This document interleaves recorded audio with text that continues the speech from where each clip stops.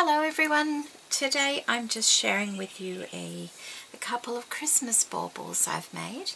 Every year I like to make a few of the acrylic, clear acrylic baubles that you can buy quite cheaply. I got mine on sale here in Australia at Lincraft and they were I think 40% off, so I got I think a set of 4 for about $3 or $4. And what I really liked about them was they were this lovely onion shape, and I haven't got any in the onion shape. It seems to be quite popular this year. And so I thought I would use some of the laces that Annette sent me to decorate them. And if you've ever seen the ones that I do each year, I don't like to do them over the top because when they're hanging on the tree, the acrylic sparkles and you can see all the lace and they're just ever so pretty, so I don't think a lot needs doing to them. For the hanger I've just put this tulle trim that Louisa sent me some time ago, and these ones are a little bit different this year also because the tops actually screw off, whereas usually they have the little crown tops, but these ones actually screw off, so that was a little bit different.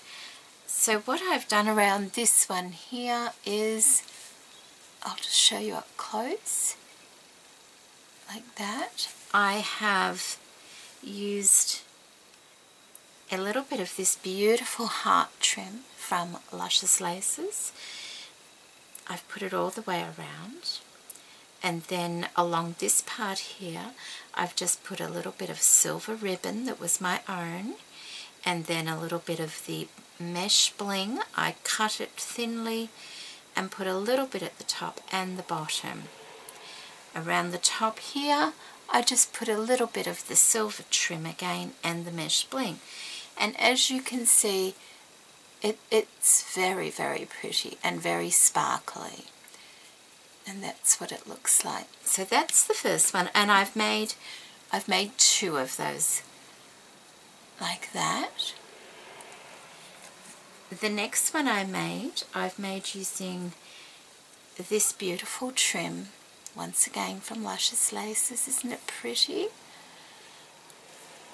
And this is the bauble that I have made, and I have kept the bottom clear with just a couple of little flowers and also the little bits of mesh bling in the center. I've put a strip of the trim around the center, and then I have cut pieces of the flowers, the flower parts, and filled in the little gaps at the top there, and then also with the leaves just place them, and in each flower I've put another little one of the mesh bling, and I've done the same around the top here with the ribbon and the trim, and then just another bit of trim underneath the cap, and I think that's really pretty, and that's going to sparkle beautifully on the tree. And so the last one I've made, I used this beautiful, this is all I've got, oh I think I've got another small piece like this as well, this beautiful trim from Luscious laces, and this is what I call my it's like a black tie ornament. It's really, really beautiful. See that gorgeous lace? It just goes around there so beautifully. And there's the front, and I think it's so very elegant. I've used a beautiful grey satin, and that was from the Bow It All. Is that what it's called? I think it is. When I got my bow maker, I bought the wedding kit, and that ribbon came in it, and it's really beautiful. So I've made a bow, and then I had a pair of earrings my daughter gave me a while ago, and I've put that in the center there, one on each side. And then this lovely little rhinestone piece here is from Michelle. Thank you, Michelle. And just a little bit of the ribbon around there, no bling this time, and I think that is so elegant, and that's going to hang on the tree very, very beautifully. There we go. And so that was the last one of the baubles that I made, and then I thought I was writing some ideas and recipes and things down. Oh, I did muck around and cover a foam ball as well. I've used all my own things on this, but I might as well show you. It's just a little foam ball covered in fabric with some braid and sequins through the center. Just a little ribbon slider on the top and one of those little blingy things on the bottom. So that'll probably hang somewhere on my tree because it sparkles, and I do love sparkles on my tree. It's the only time all year that I decorate with sparkles, so let's do it big at Christmas. I've made a little journal for myself, just a little Christmas one, hence the poinsettia. I wouldn't normally go for red in my work, but with it being Christmas, why not? And plus it will stand out amongst my other journals because of that, and I will instantly know that that's my Christmas notebook journal. And it is a notebook journal. It's not a traveller style. These ones, the signatures are actually sewn into this one. I have made the cover out of a cereal box. Then I've covered it with a lovely Hessian type fabric that Michelle sent me. Thank you, Michelle. And this beautiful lace here is from a top I got from the thrift store, and I just tea dyed it lightly. The poinsettias are from my mother. She got rid of all her Christmas things, and I kept a couple of poinsettias, so I use that, so that's nice for me to have. There's a little flower in there from Michelle, and then I've used the fuzzy fibers that she sent me also. And then that is just, sorry, I've just glued that centerpiece in not long ago. That centerpiece there is just a cluster of beads just to set it off. I have, and the back is just like that. Where I've attached the ribbon, I've just cut another flower out of this fabric and put it exactly where it was on the fabric underneath. I've just used these lovely lace from Lynn Harris. Thank you, Lynn. And there's 4 pieces on the front and 4 pieces on the back. When I started this journal, I had a completely different cover. And I loved the cover. It looked very fluffy and it looked very Christmas-like. But it ended up being well, it didn't end up being too white. I made all the pages inside white, as in copy paper white. And I've never done a journal like that before. And I didn't like them. I didn't like them, and that's why I had a white cover. So I decided to dye all the pages and, well, tea dye them. And I'd already decorated them. So I individually lightly tea dyed all my pages with the embellishments on them already, and thought, wow, what have I got to lose, and put them all in the oven, and they turned out all right. But then the cover was too bright. So I did the same. Don't dye your covers after you've made them. No, it just doesn't work. I had to leave it in there so long to dry out, and it was looking all right, but then it scorched. So I ruined it. And I'll put a little photo of what it looked like before somewhere along here. So this is my new cover, and all the pages inside, like I said, have been in the oven after the fact that they were made. I did put this lace on here. There were a couple of things I put on afterwards, but the majority of them were on there when they went in the oven. This is a lovely vest fabric that I got from the thrift store quite a long time ago. That's just, it's Hessian, so a couple of the strands might still be making their way out. And it's like a patchwork or a crazy quilting type of fabric, and I really like it. I love the way it looks. I have a combination of Kaisercraft papers that I've used, and the covers of each signature have been sewn together in a zigzag stitch. There are 3 signatures, and although it's a hard cover, it's also a nice soft cover as well. but not too soft. So I'll just flip through. It's not an elaborate book at all. It's the style I like, you know, pretty basic actually. So that's just a tag, and that's the back.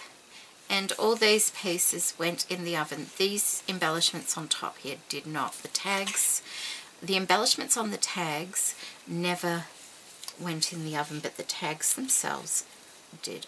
I don't like the way that's just hanging off too much. Just a little corner tuck here, and that's from Lynn Harris also. So all the stitching was already done, and that all went in the oven. That's just a little like a tuck spot that it can come off as well, and it's backed with organza with some little, they're little charms actually, little star charms, but I cut the circles off them and glued them on with there's a paper clip, and that's also a snowflake, and I cut the end off that. This all went in the oven. I thought it might melt, but it didn't, so I'm very grateful for that. That little bit of organza, that all went in the oven as well. That's some music paper. This actually still had that plastic strip down the side of it, and I'd completely forgotten. Actually made it very easy to take it off because all the glue melted on it and it crisped up, so it just came straight off. There's the glassine bag. It's a little tuck spot there with some bling. That is one of Annette's lovely napkins that she sells in the store now. That went in the oven on the paper as well, so I love how that turned out. I think it's really nice. It's got a really nice matte finish to it. So you can put your pages in as long as, oh, see, this has got a metallic through it. That went in the oven, and all the ends of this, because I'd only stitched it halfway, all curled up. So I've had to straighten it when I ironed it and glued it down. It was loose before, but I've had to glue it down because it went all curly. The washi tape did not go in the oven. I put that on at the end. And neither did I have here some mica flakes. They were added afterwards as well, but all this lace went in. You can see it's kind of a little bit scorched, but that's okay. It works. And that's the middle, nothing in the middle apart from the threads.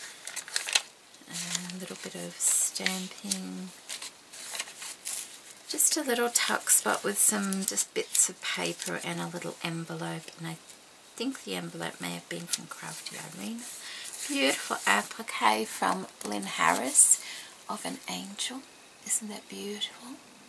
I love it.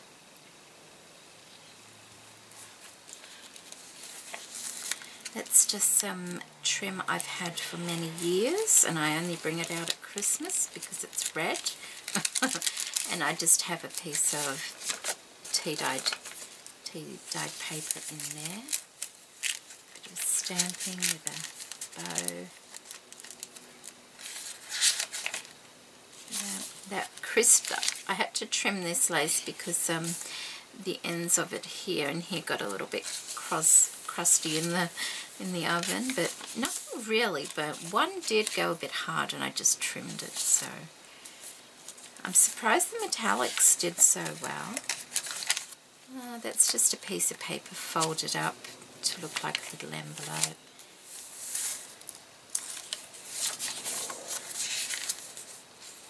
Another little stamping, a bit of lace. Love these papers. And if you're interested, the papers I used, they were, I used some, like that one there, from the Provincial pack. I used some from the Art of Life pack, and I used some from the, I think, yeah, I did. I used some from the Blue Bay pack as well. So that's pretty much where all the, look how gorgeous that is. Love that. That's from the, I think that's from the Provincial. Looks like it might be. I can't see if there's any more here that I used. So it must have been. It's from one of those, and like I said before, they're Kaiser Craft. And I've just kind of mixed them all together. So that's it's music paper from an old Christmas songbook. Just a little tag. And that's backed in tea-dyed paper as well. And although that is a pattern paper, it doesn't look it because it was just the plain part. So you can write on the front and the back of that one. Oh, and that's a bit of lace from Luscious Laces as well. And that, oh, and that went in the oven as well. It was white, just that eyelash trim, but I really like that, and I just zigzag that on. That's something I haven't done before, so I kind of like that. And I've just put words throughout, and they looked a little bit bright, so I've sort of scribbled around the edges of them. Just a little tin Christmas tree there. That was the end of the sequin, and you know how the sequins are all threaded on the thread? There was one little sequin, so I just stuck it in the center there with all the threads. So, and it's just a square folded over. I've done, I think in my last one I did that as well. And it's backed in tea paper, so it's easily written on. And all the threads you see are actually the leftovers from all the sewing I did in this book. This is organza. I basically used what I had on my desk from making the baubles, and I had a bit of organza here that I used on my heart cushion for the little lavender sachets. So I used because it was from a gathered trim, that's the top part of the gather. And I did get my Christmas stuff out, but I don't have a lot of Christmas stuff. So some more washi tape.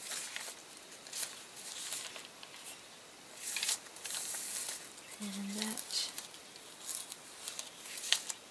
And this is that lovely fabric from Luscious Laces. It's all sparkly, isn't it? Oh, it's so pretty. Did I use that? Where did I use that? Oh, my Christmas tree that I made as well. That's right, I've got a few scrappy pieces left, and I use that. Just some little more collage pieces. A little bit of the flowers from that trim. From this trim here. Just sat in the corner. It's such a pretty trim.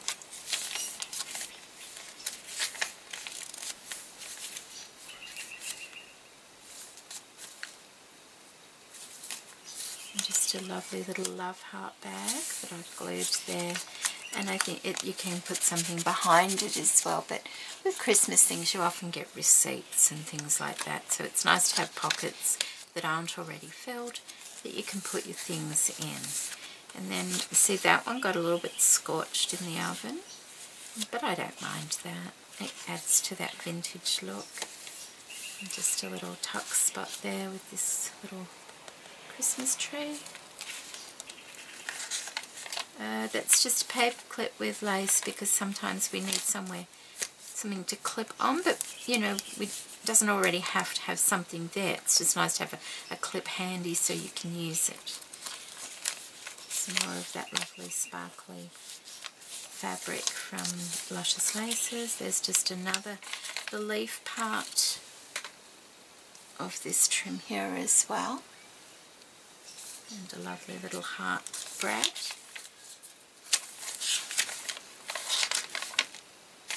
Some more of the napkin there.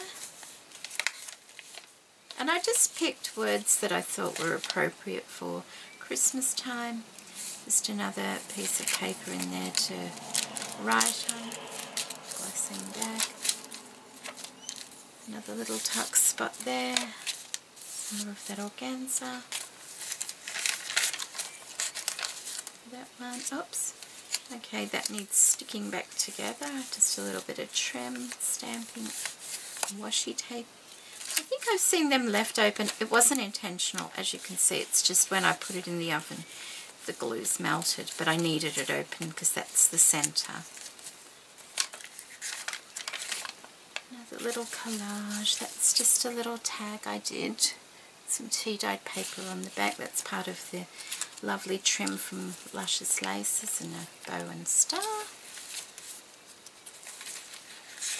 Other side of the glassine bag. Oh, this is the piece of trim here, and I had to, it all curled up and went hard there, so I just trimmed that off, and that's okay because it is kind of, you know, a vintage style, so that doesn't worry me one little bit. And that's just, I love this thread. I found that at the thrift store quite some time ago, and it went through the oven. Even this mesh bling went through the oven, and I thought it would melt, and it didn't. So that's surprising, isn't it? Obviously you have to keep your eye on it. If I'd left it in a bit longer, because this was getting hot here and started curling up, it could have started to melt, but it didn't. Some more napkin decoupage. Another little bit of stamping. And we're almost done, I think. Oops. Just a little bit there. And not too many tags and things. That's a nice little one. Tea-dyed paper and some more of that trim, but in silver. That I've had for a long, long time. Just another envelope that you can put something in there as well.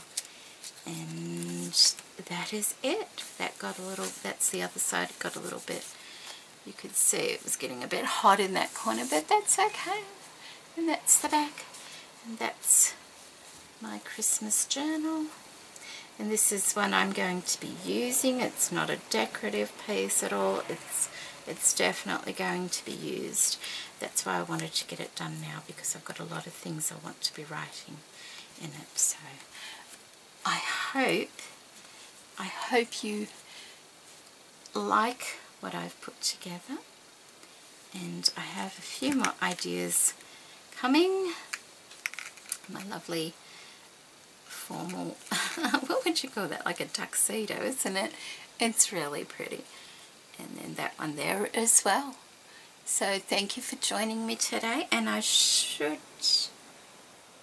have an idea, and hopefully I'll get to work on it tomorrow. So hopefully it won't be too long, as long, before my next video. So take care everybody, and thank you for watching. Bye.